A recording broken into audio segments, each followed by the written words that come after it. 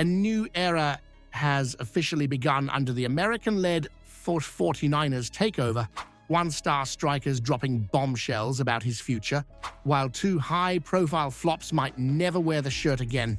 And wait till you hear which defender we're racing against time to sign before the vultures swoop in. This isn't just transfer news, it's war plans for a full-blown Ibrox revolution. Stick around, because by the end of this video, you'll be asking yourself who really belongs at Rangers and who's just been stealing a wage. There it is. The winds of change have officially blown through Ibrox. Andrew Kavanagh and the 49ers enterprises have completed their full takeover, securing a controlling 51% stake in Rangers and signaling the start of a new era in Govan after months of backroom wrangling and whispers in the boardroom corridors. It's done. Dave King and John Bennett have sold their shares, 13% and 7% respectively, joining a group of shareholders who've passed the baton to the Americans. Out go Graham Park, Julian Wolhart, and Alistair Johnston. In come fresh faces like Mark Tabor, Andrew Clayton, Gene Schnurr, and a new top table headlined by Kavanagh as chairman, with Para Agmarath as vice chairman. And let's not kid ourselves, this isn't just about a new name above the boardroom door.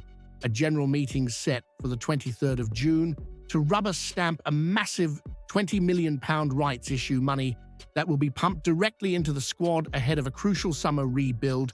Kavanagh's already laid his cards on the table. He said it himself, history doesn't win matches. And while that might sting the ears of any true Rangers supporter, he's not wrong. You and I both know the club's traditions are sacred, but you can't hang silver in the trophy room on sentiment alone. It's about performance, results, and getting back on top, domestically and in Europe. Parag Marathi from the 49ers camp claims this isn't just a cold business move. He's talking about deep connection to clubs and communities, echoing that same tune they played when they took Leeds United up to the Premier League. We'll see, talk is cheap, especially when you're standing in the blue room. The transition follows a period of real instability. No chairman, no CEO, and let's be honest, no proper direction. With Philippe Clement gone and no replacement in place yet, Kevin Thelwell now holds the sporting director reins, and the pressure's on to deliver recruitment that won't just plug holes, but build a team that dominates. Cavan has been a regular at Ibrox in recent months, eyeing things up. Now he's at the wheel and the expectation's massive. The Americans are promising strategic planning, infrastructure growth, and sporting excellence, but Rangers don't need buzzwords. They need trophies, and now the £1 million question, or should I say £20 million question? With this takeover sealed, with big money behind us, with American expertise pouring into the boardroom, if this project fails to bring Rangers back to the top of Scottish football and make serious inroads in Europe, who takes the blame? The owners, the manager, or the supporters for believing in another false dawn?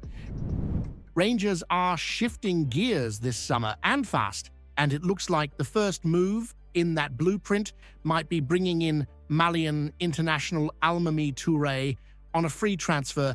Touré, just days away from leaving German outfit Kaiserslautern after his deal ends on the 30th of June, is firmly on the radar. Rangers are trying to get the deal over the line swiftly, but there's a snag. The stumbling block, as always in modern football, is money. His previous wages at Kaiserslautern sat around €452,400 a season, not astronomical by today's standards, and well within what Rangers can realistically match, especially with that shiny new transfer kitty rumored to be between 20 and 25 million pounds. But here's where it gets nervy. Genoa, Trabzonspor, and even Philadelphia Union are circling like midweek seagulls at the Barras, each sniffing around for a bargain defensive signing. And if Rangers dawdle too long on agreeing personal terms, this one could slip away just as fast as it appeared. Let's be honest, you know and I know we need defensive reinforcement. Leon Balogun's on his way out. The Lonies are packing their bags. That backline needs fresh steel, and Touré could offer exactly that: versatility, experience, and hunger for a new chapter after an injury-ridden season in Germany. And with a new manager incoming, names like Davide Ancelotti and Russell Martin being whispered round, Govan building a balanced, adaptable squad has never been more vital. But here's the real kicker. If we're now owned by an American investment group with millions to spend, and we still can't get a free signing like Touré over the line before the likes of Trabzonspor nick him, what's that say about our pulling power these days? Would you blame Almamy Touré if he chose Genoa over us, considering Celtic just won the double and we're still without a permanent manager in place? Cyriel Dessers has finally broken his silence, and right on cue, with the transfer window looming and the rumours flying faster than a dodgy offside flag in a Celtic derby. After a campaign that saw him bag 30 goals in all competitions and take home the Golden Boot as the Premiership's top scorer, the Nigerian hitman's name is now being bandied about across Europe. Olympiacos and AEK Athens are reportedly sniffing around, but Dessers is playing it cool. I've still got 2 years left at Rangers, he says, and I'm happy there. Now, let's not kid ourselves. When a striker scores goals like that, vultures will always start circling. But here's the real meat of the matter. While Dessers is talking loyalty, there's a tone of uncertainty in his voice. He's off on his summer holidays, staying quiet about the specifics, and you can feel it. He's leaving the door just a wee bit ajar. And can you blame him?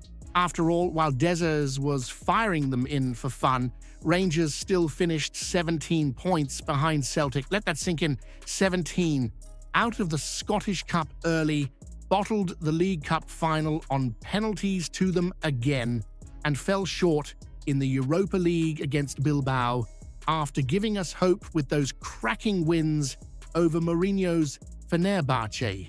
A striker can score all he likes, but if the rest of the team are chasing shadows, it's just goals on a sinking ship. Dessers admitted it himself. It wasn't good enough.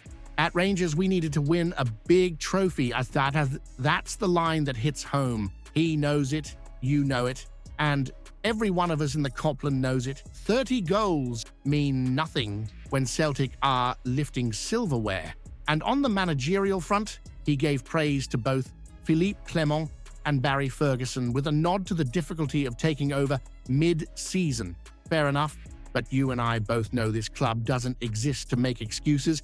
It exists to win. That's the standard. So here's what you need to chew on during the summer heat. If Dessers leaves Rangers this summer after scoring 30 goals and still ending trophyless, is that a failure of the club to match his ambition? Or is it a sign he was never fully built for the pressure of dragging Rangers back to the top where we belong? With the 49ers Enterprises takeover now complete and the club staring down the barrel of another crucial rebuild, the time for half measures is over. We need winners, we need warriors, we need players who understand what it means to wear that badge. Ben Davies, on the evidence we've seen, simply doesn't tick the boxes. Yes, he looked tidy in League One with Birmingham, 44 games, 20 clean sheets, stats that sound decent on paper. But let's be brutally honest, Birmingham aren't Rangers. There's no pressure cooker atmosphere at St Andrews. There are no must-win Old Firms or European nights under the lights. And there's certainly no expectation to dominate every week. At Ibrox, you're expected to stand up, be countered, and handle the weight of a support that demands silverware. Davies couldn't manage it. You saw it. I saw it. Priced at £4 million and taking home £27,000 a week, he delivered inconsistency, poor positioning, and a tendency to go missing when things got tough. Bottom 12% for passing in the Champions League, constantly outmuscled in domestic games. It's no wonder he was farmed out to the English third tier. Let him go where he's comfortable. Let Birmingham make it permanent. get that wage off the books and reinvest in defenders who actually want to defend, who thrive on the fight, not just quietly pass sideways and hope nobody notices. And while we're clearing out, Nadim Badrami should be packing his bags too. 9 goal contributions in 44 appearances.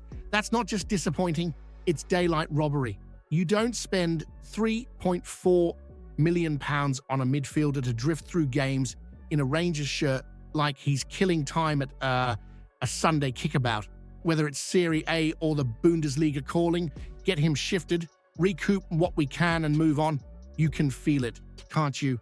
The club is poised for massive change, a new manager, new investment, a new philosophy, but it can't work unless we're ruthless. Holding on to passengers like Davies because they did all right at a lower level will only drag us back into the same mess. So here's what I want to ask you.